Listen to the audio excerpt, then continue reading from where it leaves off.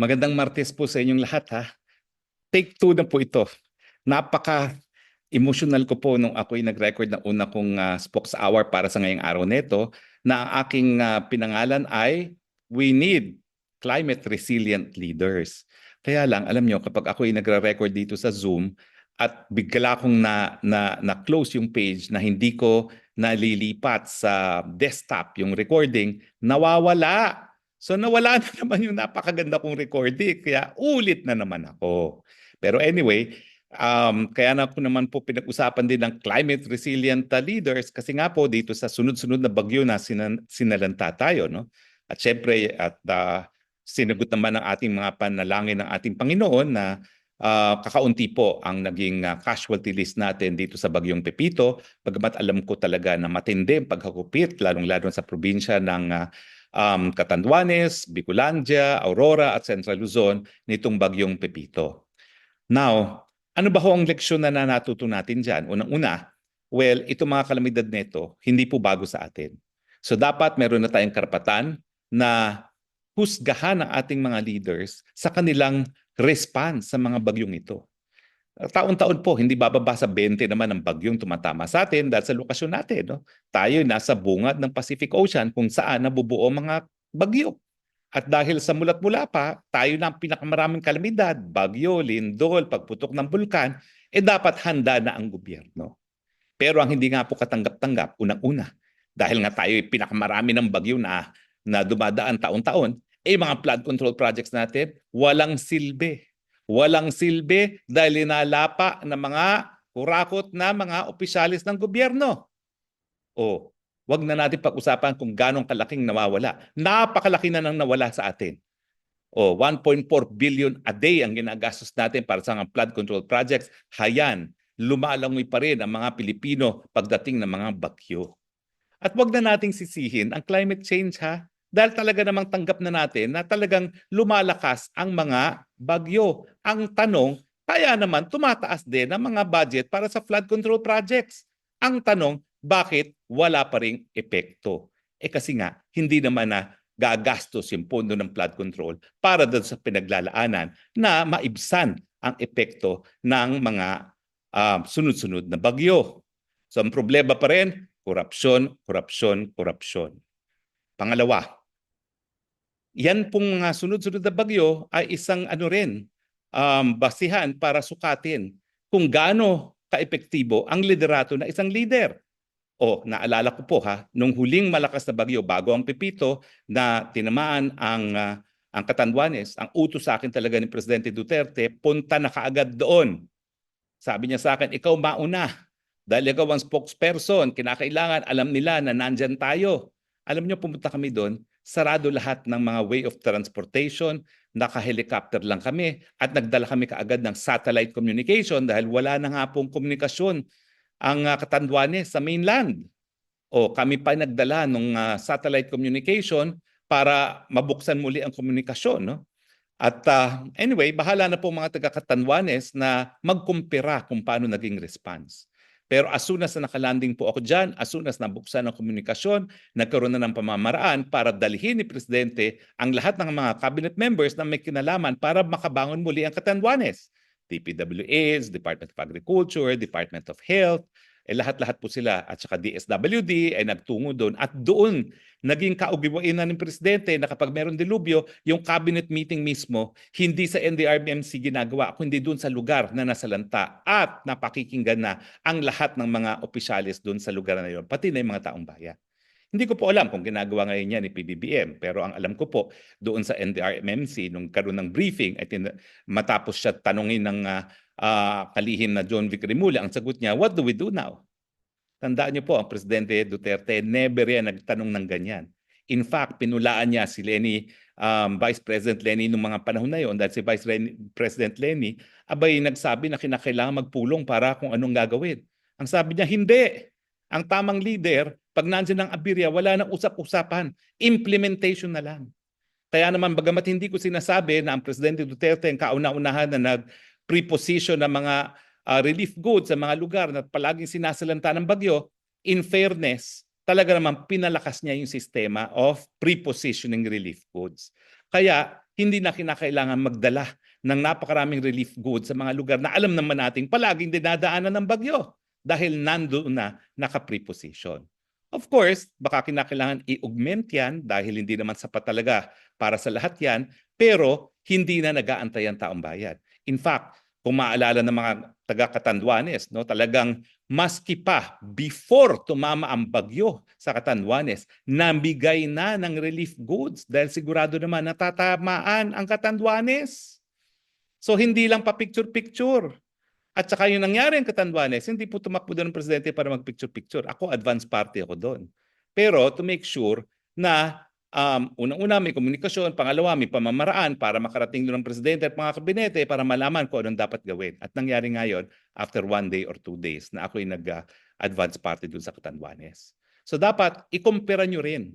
Dahil palagi naman tayong sinasalanta ng bagyo, ikumpara nyo na rin kung paano ang response ng mga leaders. Pero sa akin lang po sa akin lang po, dahil ang akin nakita naman kung paano gumalaw na leader ay si Presidente Duterte, talaga naman pag merong karanasan bilang local executive at kapag meron pong karanasan bilang tao na dumaan sa ordinaryong buhay, talagang mas nagkakaroon ng pamamaraan na magbigay ng serbisyo at tulong na mas epektibo sa mamamayan. Kasi kung ikaw naman ay palaging merong ginintuang kutsara sa iyong bibig buong buhay mo, ano man ang alam mo sa buhay ng mga ordinaryong mga mamamayan. Siyempre, detached ka, no? Parang hindi mo alam talaga kung anong hirap na pinagdadanasan ng mga mahihirap na kapag walang bagyo at lalo pang naging mas mahirap pag sinalanta ng bagyo. Pangatlo, bukod pa doon sa korupsyon ng flood control projects, dapat talaga paghandaan na natin itong climate change na ito. Ano ibig sabihin ko? Dapat meron na tayong mga mitigation projects. Kinakailangan pag-aralan na natin yung mga dike. Gayahin na natin yung mga dike ng Netherlands kung bakit hindi sila binabaha, bagamat sila ay below sea level. Alam ko mahal yan. Pero tayo nakakautang naman at inuubos lang para sa korupsyon ng mga namumuno. Di umutang na tayo at gamitin natin sa pangangailangan ng ating mga bayan. Siguro naman hindi na magagalit ang mga tao doon kung pagbabayaran ng utang na makikinabang ang taong bayan. Ang mali, yung utang na hindi nakikinabang ang mga mamamayan. Now, ano pa ba yung mga proyekto bukod sa dike? Yung arkitektura ng mga bahay. Ngayong nasalanta mga bahay, magbibigay na naman tayo ng mga tulong para magkaroon ng bagong pamamahay. Pwede ba itigil nyo na yan na parang bahay ng aso yung binibigay ninyo na plywood? O tignan ninyo, dinaanan 2 beses ang Bicolandia ng bagyo. Namigay kayo ng bahay na mukhang bahay ng aso. Di nasira lahat. Di wala na naman silang tahanan. Ang kailangan na natin itanggapin na kapag ikaw ay palaging binabagyo, mayroong specific na infrastruktura ang po pwedeng mag-survive pag binagyo. Ito po yung mga bilog ang bubong. Dahil pag bilog ang bubong, ang hangin, iikot lang at hindi siya bubuwagin. Bakit hindi pa natin paglaanan ng pondo yan? Ako po, nung bago pa ang Administrasyong Marcos at malapit pa tayo, linapitan ko talaga si Congressman Sandro. Ang aking linapit sa kanya ay yung mga food processing and food warehouses na merong bilog na bubong dahil unang-una, kulang talaga tayo ng food storage. Kaya tuloy ang mga gulay tinatapon kapag mababa ang presyo. Kung meron naman tayong refrigerated storage facilities dyan, po pwedeng ilagay sa refrigerator, lalo na yung mga madaling mabulok, gaya ng kamatis. No? At saka kapag bagyo at ikaw ay merong bilog na bubong, pwede rin gamitin na evacuation centers pagdating ng mga malalakas na bagyo. Yan na po dapat ang pinaglalaanan natin. Yung mga lugar ng Catanduanes, Bicol, Aurora, dapat bilog na ang mga bubong ng mga tahanan na popondohan ng gobyerno pag magbibigay ng ayuda para sa housing. Ba't hindi natin gawin yan? Alam niyo ba, isang politiko lang ang alam ko na talagang nag-push ng mga struktura na mibilog ang bubong. At yan po si Loren Legarda. Kasi nga po, matagal na niyang tinataguyod ang kalikasan at matagal na niyang sinasabi na paghandaan ng climate change. At alam niya na itong mga bilog na bubong neto ang siyang kinakailangan natin. Baguhin na natin ang arkitektura ng mga istruktura diyan sa mga lugar na dinadaanan ng bagyo. Dapat climate resilient infrastructure. Pero siyempre, ang mas kinakailangan natin climate resilient leaders. Yung mga hindi kukurakutin ang pondo dahil alam nilang kulang ang pondo, lalong-lalo na yung linalaan sa mga biktima ng mga natural na kalamidad na hindi naman natin maiwasan. Di ba? Kinakailangan climate resilient leadership na hindi na nagtatanong anong gagawin natin pag nandyan ang aberya. Dapat alam na ang mangyayari at gawin ang lahat bago pa dumating ang aberya. Kung ako yan, bago pa dumating ang aberya, mamimigay na ako ng food packs in anticipation na babagyuhin ang mga taong bayan. Dahil alam naman natin kung kailan ang panahon bagyo, bakit hindi na natin bigay in advance sa taong bayan yan? At alam na naman natin kung saan pupunta at dadaanan mga bagyo, Catanduanes, Bicol, Aurora. Diba? Although, yun na nga, nagkaroon tayo ng mga deadly typhoons na biglang dumaan ng Davao at Cagayan de Oro na dati-rati naman, hindi dinadaanan ng bagyo. Pero dahil nga sa climate change ngayon, hindi na maiwasan na pati sila ay binabagyo. Pero wala kang climate resilient leaders kung ang mga liderato natin ay ang nasa utak lang, ay ang tungpats, ang pagnanakaw. Nakakalungkot po talaga. Pinakamatindi ang nakawan sa mga proyekto na related sa flood control, and yet tayo po ang pinakamaraming bagyo na alam natin na kapag bumagyo, problema ang pagbabaha. Di ba po? Kaya nga po sinasabi ko, hindi lang climate resilient infrastructure, kundi pati po climate resilient leaders ang ating mga kinakailangan. Well, sana po kayo yung mga ligtas at salamat naman po at yung ating dasal na wag naman sana ganun kadami ang masawi dahil sa Pepito ay napakinggan ng Panginoon, bagamat dun sa mga nakalipas na bagyo ay 176 na pong namatay. Napakadami po niyan. So dapat po maging mas listo pa tayo sa susunod dahil talaga pong ganyan na ang ating kapalaran.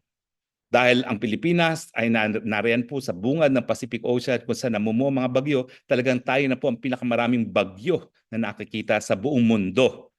So wag na tayong masurpresa kung palakas ang palakas yan at parami ng parami yan dahil sa climate change at alam natin katotohanan na yan, ang kinakailangan lang maging handa at magkaroon ng leaders, hindi mangungurakot at magiging climate resilient leaders. Maraming salamat po sa inyong pagtangkilik. Hanggang sa muli nating pagkikita, ito po ang inyong spokes ng bayan, Harry Roque, nagsasabi, I love you Philippines. You're the only country I have. You're the only country that I love. Bye.